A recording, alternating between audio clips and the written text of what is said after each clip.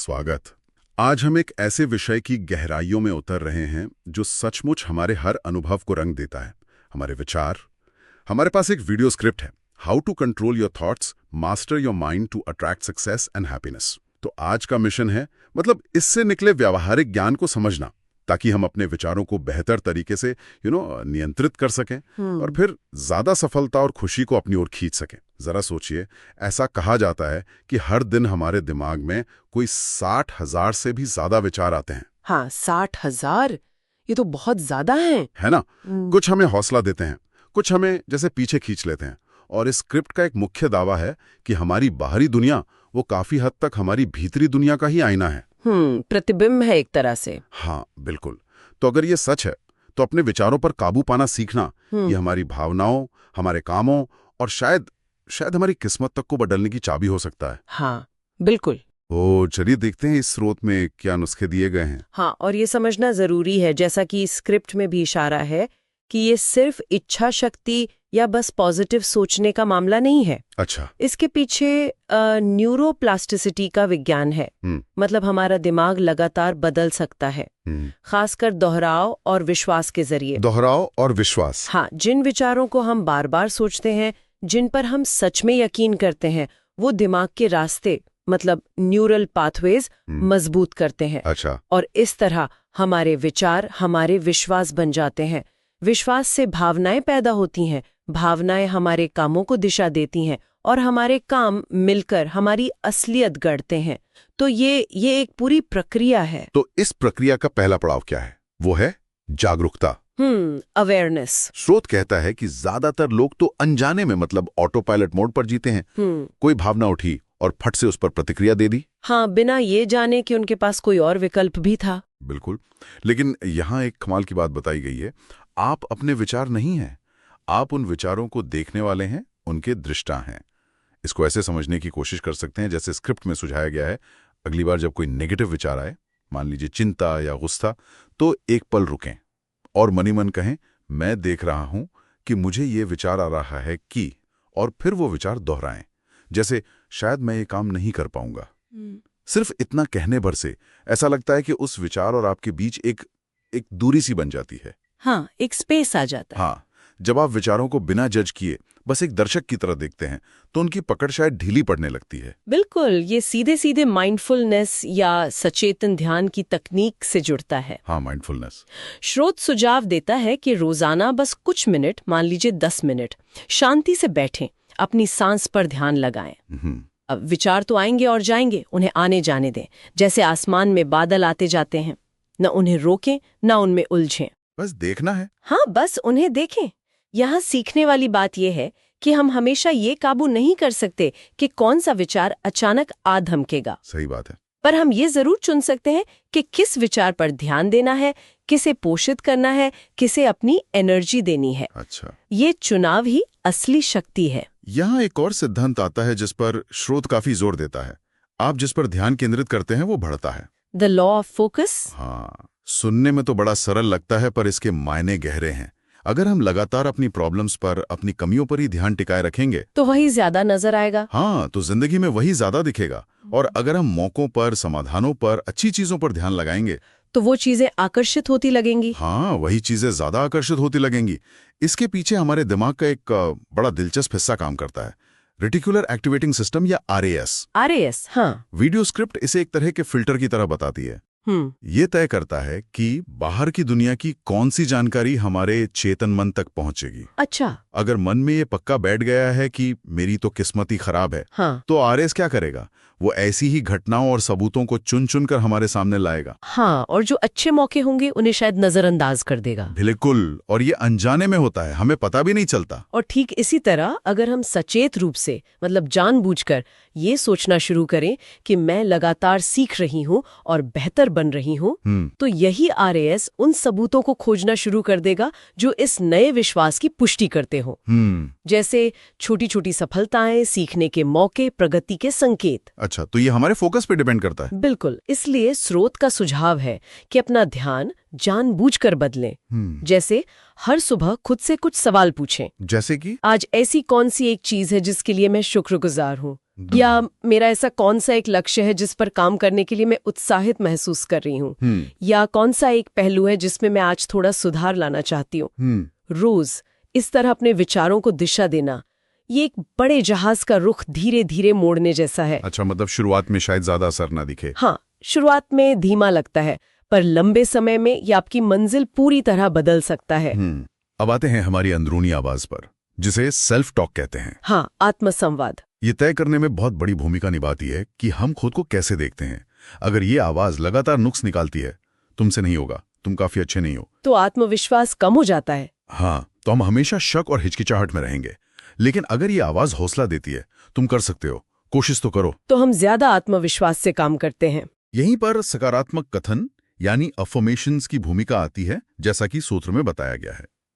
ये सिर्फ अच्छे वाक्य दोहराना नहीं है, नहीं, बल्कि पुराने जो हमें रोकते हैं उन विश्वासों को नए सशक्त बनाने वाले विश्वासों से बदलने का एक तरीका है। हाँ, ये हमारे अवचेतन मन को एक तरह से रीप्रोग्राम करने की कोशिश है। स्रोत में कुछ उदाहरण भी दिए गए हैं, जैसे मैं अपने विचारों और भावनाओं पर नियंत्रण रखता हूँ, या मैं आसानी से सफलता और खुशहाली को अपनी ओर आकर्षित करता हूँ, या फिर मैं शांत, आत्मविश्वासी और सक्षम हूँ। हर चुनौती मेरे लिए आगे बढ़ने का एक मौका है। ये भी एक अच्छा है। हाँ, ये भी अच्छा है, लेकिन यहाँ कुंजी सिर्फ शब्दों को दोहराना नहीं है, है ना? नहीं, बिल्कुल नहीं। स्क्रिप्ट इस बात पर जोर देती है कि इन्हें भावना के साथ दोहराया जाए, इमोशन के साथ। हाँ, हर सुबह शायद आईने के सामने देखकर मुस्कुराते हुए और पूरे यकीन के साथ इन्हें बोलें जैसे कि ये बातें पहले से ही सच हों। हाँ, सिर्फ तोते की तरह रटने से शायद उतना असर ना हो। हाँ, जितना उन्हें महसूस करने से होता है। और इसका जो न्यूरोसाइंस वाला पहलू है वो वाकई दिलचस्प है। बताइए। जैसा कि स्रोत बताता है, हमारा दिमाग असलियत और कल्पना के बीच बहुत ज्यादा फर्क नहीं कर पाता। अच्छा। हाँ, तो जब हम किसी बात को पूरे विश्वास और गहरी भावना के साथ बार बार दोहराते हैं, तो दिमाग के वो हिस्से सक्रिय हो जाते हैं जो असल में वैसा अनुभव होने पर होते। धीरे धीरे अवचेतन मन इसे एक सच्चाई की तरह कबूल करने लगता है, और जब ऐसा होता है तो ये हमारे व्यवहार, हमारी ऊर्जा और दुनिया को देखने के हमारे नजरिए को भी उसी दिशा में ढालना शुरू कर देता है। मतलब ये धीरे धीरे होता है, रातों रात नहीं। हाँ, ये क्रमिक प्रक्रिया है, कोई जादू की छड़ी नहीं है। विचारों को दिशा देने की एक और शक्तिशाली तकनीक जिसका जिक्र वीडियो में है, वो है मानसिक चित्रण या विजुअलाइजेशन। विजुअलाइजेशन, हाँ। इसका मतलब है मन ही मन उस जीवन का अभ्यास करना जो हम चाहते हैं। स्क्रिप्ट बताती है कि दुनिया के टॉप एथलीट, कामयाब उद्यमी, बड़े लीडर अक्सर इसका इस्तेमाल करते हैं। हाँ, ये बहुत कॉमन है उनमें। वे अपनी सफलता को पहले अपने मन की आंखों से देखते हैं, उसे महसूस करते हैं। प्रक्रिया सुनने में तो सरल है, जैसा स्रोत में बताया गया है। आराम से बैठें, आंखें बंद करें, अब अपने लक्ष्य की एक स्पष्ट तस्वीर मन में बनाएं। मान लीजिए कोई अपना व्यवसाय सफलतापूर्वक चला रहा है, या अपनी फिटनेस का लक्ष्य हासिल कर चुका है, या किसी रिश्ते में शांति और खुशी महसूस कर रहा है। सिर्फ तस्वीर नहीं देखनी, नहीं, उसे पूरी तरह अनुभव करें। वहां क्या आवाजें हैं, क्या रंग हैं, और सबसे जरूरी, आपको कैसा महसूस हो रहा है। हाँ, भावनाएं। उस सफलता से जुड़ी खुशी, आत्मविश्वास, संतुष्टि या उत्साह को अपने पूरे शरीर में महसूस करने की कोशिश करें। इस मानसिक फिल्म को हर दिन कुछ मिनटों के लिए चलाएं। हाँ, और यहाँ ये समझना जरूरी है कि ये सिर्फ दिन में सपने देखना नहीं है। अच्छा? जब आप अपने लक्ष्य की इतनी साफ, सजीव कल्पना करते हैं, जिसमें आपकी सारी इंद्रियां शामिल हों, भावनाएं शामिल हों, तो आपके दिमाग में वही न्यूरल पैटर्न सक्रिय होते हैं जो असल में उस लक्ष्य को हासिल करने पर होते हैं। ओह, मतलब दिमाग को लगता है कि ये हो रहा है। हाँ, एक तरह से। स्रोत के अनुसार ये आपके दिमाग को उस भविष्य की सच्चाई के लिए तैयार करता है। ये आपके लक्ष्य को एक तरह के मानसिक ब्लूप्रिंट में बदल देता है। ब्लूप्रिंट? हाँ, ये अवचेतन मन को संकेत देता है कि भाई यही हमारी मंजिल है, और फिर हमारा मन और शरीर अनजाने में ही ऐसे कदम उठाने लगते हैं जो हमें उस दिशा में ले जाएं। तो ये संभावनाओं को बढ़ा देता है? बिल्कुल, संभावनाओं को बढ़ा देता है। अच्छा, तो हमने विचारों को देखने की बात की, जागरूकता, उन्हें बदलने की बात की, अफर्मेशंस, हाँ, और मनचाहे भविष्य को महसूस करने की, विजुअलाइजेशन। सही। लेकिन इन सब पर असल में अमल करने के लिए मन को साधने की जरूरत है ना, उसे अनुशासित करने की। बिल्कुल, डिसिप्लिन चाहिए। स्रोत मन की तुलना एक मांसपेशी से करता है जिसे मजबूत बनाने के लिए ट्रेनिंग चाहिए। मसल की तरह। और इस ट्रेनिंग का सबसे कारगर तरीका बताया गया है ध्यान, यानी मेडिटेशन। हाँ, ध्यान। इसे मन का जिम कहा जा सकता है। बिल्कुल सही। नियमित ध्यान से न सिर्फ फोकस करने की हमारी क्षमता बढ़ती है, बल्कि ये हमारे नर्वस सिस्टम को शांत करता है और स्ट्रेस कम करने में मदद करता है। और ध्यान का मतलब ये नहीं है कि मन एकदम खाली हो जाए। हाँ, ये बहुत लोग सोचते हैं। हाँ, और फिर निराश हो जाते हैं क्योंकि विचार तो आते ही रहते हैं। ये संभव ही नहीं है कि विचार आने बंद हो जाएं। तो फिर क्या मकसद है? ध्यान का असली मकसद है अपने विचारों को बिना किसी प्रतिक्रिया दिए, बिना उनमें उलझे, बस देखना सीखना। ऑब्जर्व करना। हाँ, बस ऑब्जर्व करना।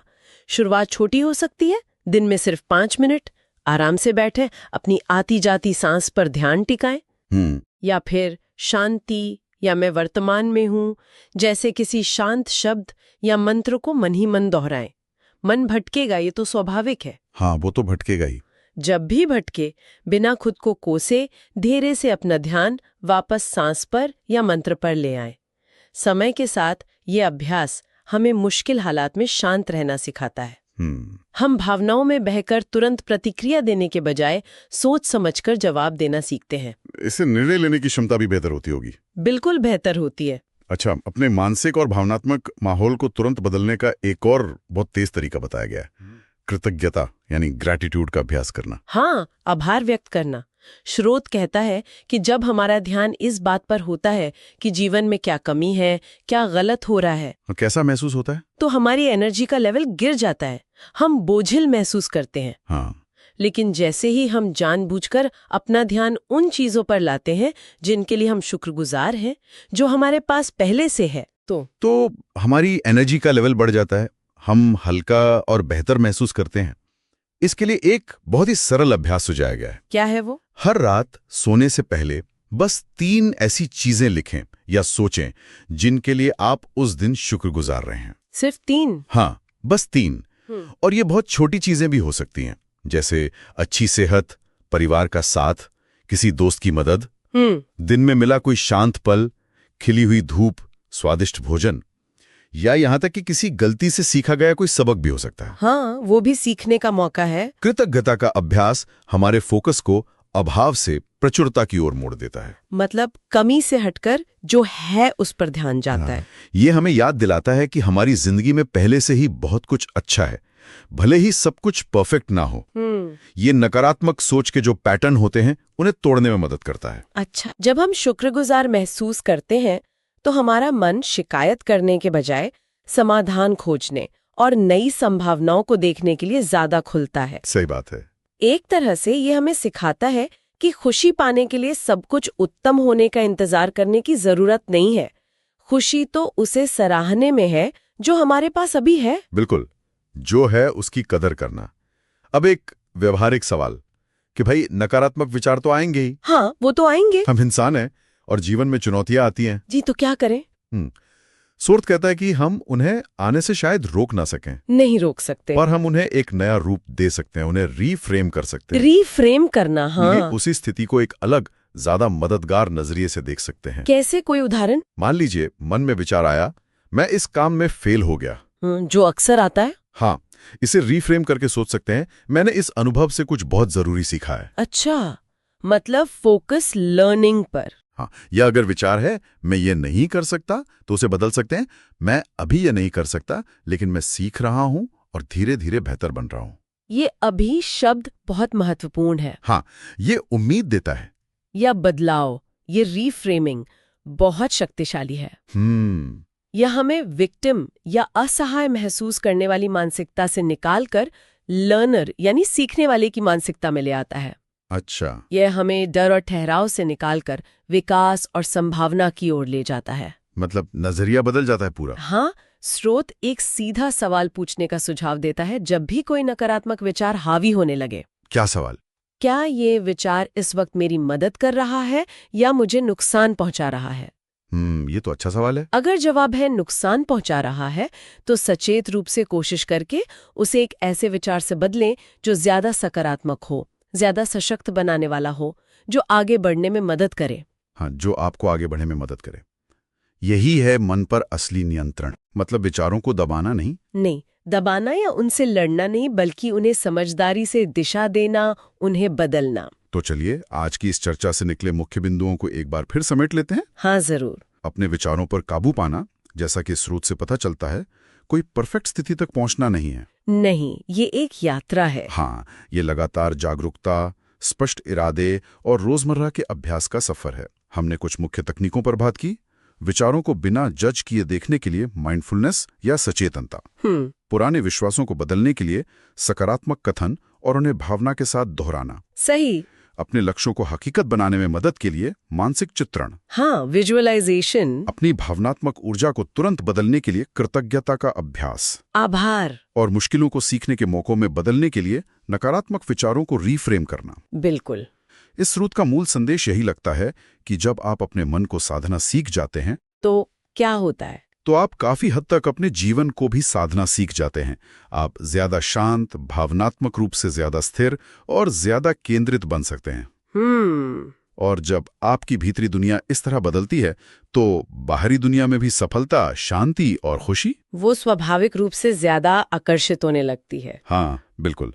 इसलिए आज से ही अपने विचारों को थोड़ा और ध्यान से, समझदारी से चुनना शुरू करें। क्योंकि कहा जाता है, आज हम जो विचार बोते हैं वही कल हमारी हकीकत बनकर फलते हैं। और जाते जाते एक विचार छोड़ जाती हूँ जिस पर शायद आगे सोचा जा सके। हाँ, जरूर। जब हम इन तकनीकों का अभ्यास करते हैं और अपने व्यक्तिगत विचारों को बदलने पर काम करते हैं तो ये सोचना भी दिलचस्प है कि हमारे विचार सिर्फ हमारी निजी दुनिया ही नहीं बल्कि हमारे आसपास के लोगों और समाज के साथ हमारे रिश्तों को कैसे आकार देते हैं।